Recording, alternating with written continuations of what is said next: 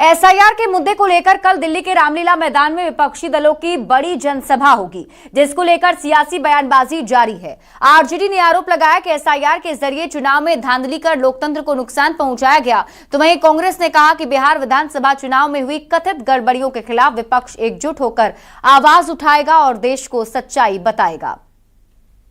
चुनाव लड़े हैं, बहुत लोग चुनाव लड़े और आप मीडिया में आप भी जानते हैं निश्चित तौर पे गड़बड़ियां हुई है।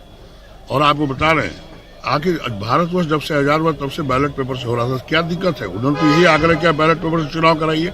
जनता चाहे ईवीएम मशीन में दे या बैलेट में वोट तो अपना गिराएगी, उसका मताधिकार है। निश्चित तौर पर यहाँ मशीनों में गड़बड़ी है। जिस तरह से इलेक्शन कमिश्नर जो आप ज्ञानेश जी ने गड़बड़ी किया, ये सब लोग जानते हैं। इसलिए उसका 14 तारीख को हम लोग एक रैली कर रहे हैं, वहां पर आदरणीय राहुल गांधी जी ने बुलाया कांग्रेस का, क्योंकि जनता जागरूक हो और जनता बैलेट पेपर से चुनाव कराए और आपको दूध का दूध और पानी का पानी होगा।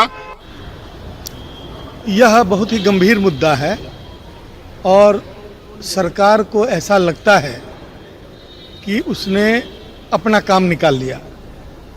गलत हो सही हो, किसी भी तरह प्रजातंत्र की हत्या हो, प्रजातांत्रिक मूल्यों को ताक पर रखकर चुनाव जीत लिया और किसी भी विधि से वो सत्ता में बने रहना चाहते हैं। इसलिए उनकी बौखलाहट संसद से लेकर और बाहर तक दिखाई पड़ती है। पारदर्शिता हो, चुनाव के प्रति किसी में आशंका नहीं हो, तो यह एक सबसे बड़ी बात होती है। लेकिन अभी जो चुनाव हुआ है जिसमें इलेक्शन कमीशन चाहे बीजेपी चाहे सरकार का जो हस्तक्षेप हुआ है, उसे कहीं न कहीं जनमानस में यह एक आशंका हो गई है कि लोकतंत्र को एक पॉकेट लोकतंत्र बनाने का प्रयास भाजपा की सरकार के द्वारा किया जा रहा है, जो भारत के लिए बड़ा खतरनाक है।